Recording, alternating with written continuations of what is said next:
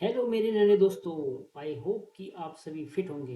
दोस्तों, आज हमारा चैप्टर रहेगा direct and inverse proportion, class eighth. तो हम यहाँ पर लिख देते हैं क्लास एट्थ। फिर से हमारा एक इंटरेस्टिंग टॉपिक है direct and indirect proportion, direct and inverse proportion.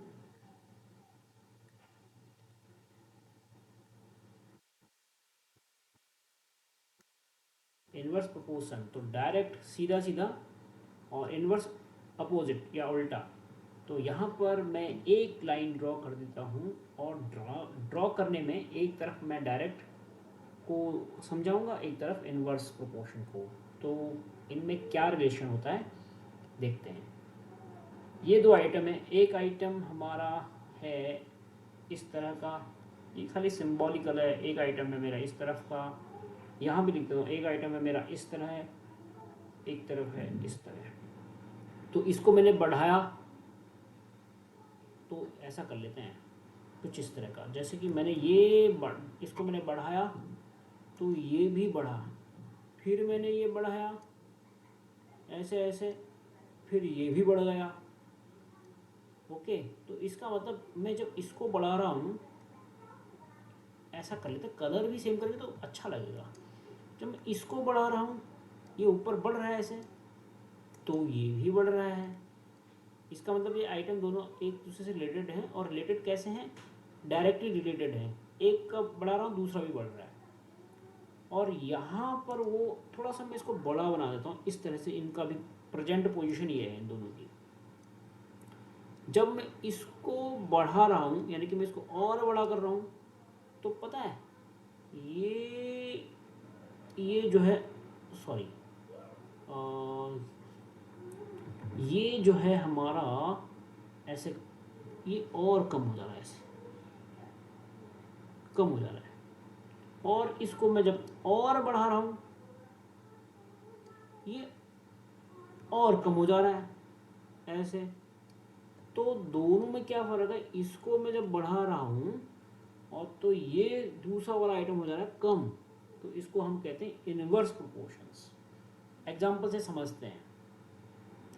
जैसे एक है पेंसिल, एक हो गई उसकी कॉस्ट। पेंसिल हो गया एक, और उसकी कॉस्ट होगी 2 रुपये, 2 रुपीज़। बहुत सस्ती पेंसिल नहीं है। आजकल के टाइम में तो 5 रुपये से कम का कोई पेंसिल आ ही नहीं रहा है। तो ये बहुत पहले ज़माने की बात है, मतलब कुछ साल पहले की बात है, जब एक पेंसिल 2 रुपये की मिलती थी, और दो पेंसिल मिलती है 4 रुपये की, तीन पेंसिल मिलती है 6 रुपये की, इस तरह से। तो आप देखोगे, तो मैं इनको अगर ऐसे लिखूँ, pencil upon cost, pencil upon cost, pencil by cost, और pencil by cost, pencil by cost. तो आप देखोगे, तो अगर मैं इनको यहाँ पर सिंप्लीफाई भी करूँ, 2 1 जा 2, 2 जा 4, 3 1 जा 3, 3 2 जा 6, तो आप देखोगे ये भी 1/2 है, ये भी 1/2 है, ये भी 1/2 है। इसका मतलब ये तीनों का जो रेशियोज है इक्वल है, यानी कि सेम प्रोपोर्शन में है सही सारे फिगर, 1/2, 2/4, 3/6। तो कहने का मतलब है जो डायरेक्ट रिलेशन जिनका है, जो डायरेक्ट प्रोपोर्शंस में है, उनका रेशियोज हमेशा सेम रहेगा, जैसे हमने यहाँ देखा है। अगर हम इनवर्स में जाएं, इनवर्स में कैसे जाएं, कैसे सीखें? जैसे माना एक कुछ आदमी है और एक वर्क है। दो आदमी किसी काम को करते हैं 20 दिन में, तो 4 आदमी उसको काम को करेंगे 10 दिन में, 8 आदमी करेंगे 5 दिन में। अब आप देखा, ये दो था तो दिन बड़े थे, यानी कि ये बड़ा। अभी हम ये बड़ा नहीं कह सकते हैं, अभी हम कहते ये स्थिति है। दूसरे फिगर में कहेंगे ये हमने बढ़ाए तो ये कम हो गया, ये फिर बढ़ाए, ये फिर कम हो गया, हुआ ना? तो ये हो गया इनवर्स प्रोपोर्शंस। तो आप इसमें देखोगे, इस अगर मैं इन दोनों फिगर को लूँ, इसमें इन दोनों को मैं मल्टीप्लाई करूँ, तो 22 जा 40, और 10 4 जा 40, 8 5 जा 40, यानी कि सभी का मल्टीप्लिकेशन सेम आया है। इसका मतलब इनवर्स प्रोपोर्शन में जब भी हम कैलकुलेट करेंगे उनका देखेंगे कि यार मल्टीप्लिकेशन सेम आता है या नहीं। जब अगर आएगा तो इन्वर्स प्रोपोर्शन में होंगे, अदरवाइज नहीं होंगे। अगर माना कोई फिगर ऐसा है, यहाँ पर 9 लिखा है, यहाँ पर कुछ ऐसा फिगर लिखा है जैसे 5, 9 5 जब 45 होता है, तो उस केस में ये नहीं है इन्वर्स प्रोपोर्शन में, बिकॉज वहाँ पर जो जो रेट डिफाइन किया गया है 40 40 40 इस तरह से तो सेम आता है। तो यहाँ तो 45 सेम नहीं आता ना, तो यहाँ पर 45 नहीं आता, तो ये इन्वर्स प्रोपोर्शनल नहीं है। सिमिलरली अगर यहाँ भी कोई डिसऑर्डरली नंबर आता है तो वो भी डायरेक्टली प्रोपोर्शनल नहीं होगा। तो एक एक एग्जांपल समझ लेते हैं। चलो नेक्स्ट, तो पहले मैं बना लेता हूँ दो बॉक्स, छोटे से बॉक्स। जैसा कभी कभी आपने देखा होगा एग्जाम में भी ऐसे बॉक्स बनाए हो जाते हैं और आपको निकालना होता है उसमें मिसिंग नंबर। एक मैंने डायरेक्ट के लिए बना दिया और एक मैं बनाऊंगा इन्वर्स के लिए, उल्टे के लिए। अब ये बॉक्स उल्टे सीधे कैसे भी बने हैं इन पे ध्यान मत दीजिएगा, सिर्फ कॉन्सेप्ट पे ध्यान दीजिएगा बस। ऐसा कुछ बना लेते हैं। एक आइटम को बोलते थे हम x, एक आइटम को बोलते थे यहाँ पर, इसका यूज कर लेते हैं। चलो x, एक को बोल लेते हैं y। तो जैसे मैंने कहा अगर यहाँ पर लिखा है 6, यहाँ पर लिखा है 18 और यहाँ पर लिखा है कुछ नंबर, कुछ भी मान लो नंबर, जैसे 12 मान लेते हैं, यहाँ पर मान लेते हैं x। आपको पूछा गया भैया कुछ 6 आर्टिकल्स की कीमत 18 रुपये है, तो 12 आर्टिकल्स की कीमत बताओ। तो आपको कैसे निकालना है, हमें पता है कि जो x बाय y है वो सेम निकलना चाहिए, यानी कि इसका मतलब जो भी इन बॉक्सेस के अंदर रखे हैं उनका रेशियो सेम निकलना चाहिए। तो हम कैसे लिखेंगे, 6/18 इक्वल्स होना चाहिए 12/x। अगर ऐसा होता है तो ये डायरेक्ट प्रोपोर्शन में है और हम x की वैल्यू निकाल लेंगे। यहाँ से हम अगर क्रॉस मल्टीप्लाई करें ऐसे, x का 6 के साथ, 18 का 12 के साथ, तो x into 6 equals 18 into 12, x equals 18 into 12 upon 16। 4 4 जा 16, 4 3 जा 12, तो ये तो कट नहीं रहा है, तो नहीं कट रहा है। 54/4, 2 2 जा 4, 27, 13.5, और दो से इसको डिवाइड करेंगे 13.5, तो x की वैल्यू आएगी 13.5। ठीक है, ये रेशियो है। मैं यहाँ पर अगर कोई और फिगर होता तो उसके लिए भी यही होता। तो एक चलो इस वाले क्वांटिटी को कुछ ऐसा कर लेते हैं,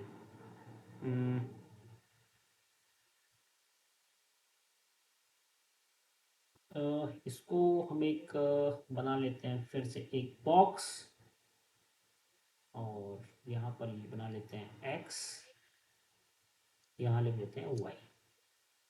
तो यहाँ पर x की वैल्यू ऐसे निकालेंगे, चाहे वो निकलेगा कुछ भी। ये तो मेरा एग्जांपल है, मैंने एक एग्जांपल दिया आपको। और कई क्योंकि छोटे क्लासेस में फिगर ऐसे फिक्स होते हैं कि वो आसानी से कैंसिल हो जाते हैं, तो यहाँ पर कैंसिल नहीं हो रहा है, it's okay, but procedure will remain the same. जैसे मैं यहाँ लिखूँगा 4 8, यहाँ पर मैं लिखता हूँ 2x। यहाँ पर मैं x नहीं लिख रहा क्योंकि मैंने यहाँ x लिखा था, यहाँ भी मैंने x लिखा, तो इसको x1 मान लो ना, x1 मान लेंगे तो ज़्यादा बेहतर होगा क्योंकि दोनों सेम नहीं होना चाहिए। यहाँ पर मैं xy मान रहा हूँ, तो यहाँ पर एक काम करता हूँ मैं, इस वाले जगह पे मैं मान लेता हूँ z मान लेता हूँ। ठीक है, यहाँ पर मान लेता हूँ z। ठीक है, z मान लेता हूँ। अब आप देखना फिर से वही निकालना है हमें, z की वैल्यू क्या होगी। ये भी डायरेक्ट प्रोपोर्शन में है और ये भी डायरेक्ट प्रोपोर्शन में है। तो हमसे पूछा गया z की वैल्यू निकालो, तो z की वैल्यू निकालेंगे 4/8, जितना होगा उतना ही 2/z होगा। तो कितना होगा, तो हम लिखेंगे इसको क्रॉस मल्टीप्लाई कर दें, 4 इंटू जेड, यानी कि 4 का z के साथ मल्टीप्लाई, 8 का 2 के साथ मल्टीप्लाई, 8 इंटू 2, तो z इक्वल टू होगा 8 इंटू 2/4, 4 टू जा 8, 2 टू जा 4, तो यहाँ पर आएगा 4। तो रेशियो देखोगे 4 ही आएगा यहाँ, मतलब सेम आएगा। 4/8 हो गया आपका 1/2, 2/4 अगेन, 2 1 जा 2, 2 2 जा 4, 1/2। तो सेम रेशियो यहाँ भी निकला, यहाँ पर लेकिन फ्रैक्शन में निकला है। 6/18 करोगे तो ये भी फ्रैक्शन में निकलेगा, क्योंकि आप 1/3 निकलेगा तो ये फ्रैक्शन में निकला ना। तो यहाँ पे जो 13.5 आया, 12 से अगर आप 13.5 को डिवाइड करोगे तो भी 1/3 आएगा। ठीक है, 1/3 का मतलब जो भी 1/3 को डिवाइड करके आएगा वो आंसर। तो ये मैंने रैंडमली एक एग्जांपल लिया, इसलिए आपको थोड़ा सा ये अजीब सा लगा होगा। ये वाले एग्जांपल से आप समझ पा रहे होंगे। अब करते हैं इनवर्स प्रोपोर्शन वाला। यहाँ भी एक छोटा अच्छा टेबल बना लें। टेबल बनाना कोई ज़रूरी नहीं है, जस्ट मैं आपको मेंटली प्रिपेयर कर रहा हूँ ताकि एग्ज़ाम में आपको जो ऐसे क्वेश्चन आते हैं आप कर पाएँ। ऐसे ही आएंगे और उनमें मिसिंग नंबर आपको रखना पड़ेगा। तो यहाँ पर ये x, सॉरी यहाँ पर ये x, ये y। इन लाइन पर ज़्यादा ध्यान मत देना, क्योंकि ये लाइन जो है थोड़ा टेढ़े बन गए हैं। It's okay. और यहाँ पर कुछ रख लेते हैं ऐसे, जैसे अब ये इनवर्स वाला है ना, इस पर लिख लेते हैं इनवर्स प्रोपोर्शन, इनवर्स प्रपोर्शन। ठीक है, जैसे मैन है और कुछ मैन यानी कि 49 मैन किसी काम को करते हैं, ऐसा लिख देते हैं कुछ ऐसा फिगर। 45 मैन किसी काम को करते हैं 49 डेज में। अभी ज़्यादा में करते हैं ना, ज़्यादा दिन में करते हैं। तो बताइए 35 मैन उस काम को कितने दिन में करेंगे। तो मान लेते हैं XYZ, कुछ भी मान लो, Z डेज में करते हैं। क्योंकि XY मैंने यहाँ लिखा तो मैंने Z लिख दिया इसको, या इसको X1 भी लिख सकते हो आप, जैसा आपकी मर्जी वैसा लिखो। तो यहाँ पर हमने देखा था इनवर्स में मल्टीप्लिकेशन करते हैं। तो 45 × 49 करेंगे, जितना मल्टीप्लाई करके आएगा उतना ही आना चाहिए 35 × Z। यानी इन दोनों नंबर को अगर हम मल्टीप्लाई करेंगे तो उनका आंसर 35 × Z के इक्वल आना चाहिए, क्योंकि Z की वैल्यू हमें पता नहीं है, वही हमने निकालना है। अगर जब हम निकाल लेंगे तो हम इन दोनों को मल्टीप्लाई करेंगे और इन दोनों को मल्टीप्लाई करेंगे, दोनों का की वैल्यू सेम आएगी। तो यहाँ से Z की वैल्यू आ सकती है 45 × 49/35। ये 35 इसके नीचे डिवाइड हो जाएगा।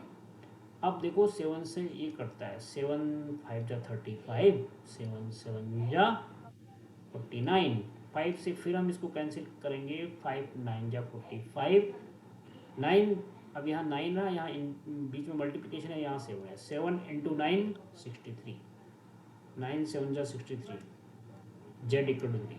तो यहाँ पर क्या आएगा 63। तो 45 और 45 × 49 का जो मल्टीप्लाई आएगा वो 35 × 63 का मल्टीप्लिकेशन आएगा। तो आंसर हुआ Z की वैल्यू 63। तो यानी कि 35% उस काम को 63 डेज में करेंगे। वैसे भी देखो 45 से घट के आदमी कम हो गए 35 इसमें, तो ऑफ कोर्स किसी काम को जब आदमी कम हो जाएंगे तो दिन ज़्यादा लगेंगे। तो 63 ज़्यादा दिन लगे, पहले 49 लगते थे, अब 63 लगते हैं। तो कॉन्सेप्ट वाइज इन छोटे से एग्जाम्पल से आपने ये समझा होगा कि डायरेक्ट और इनवर्स प्रोपोर्शन को कैसे सॉल्व करते हैं।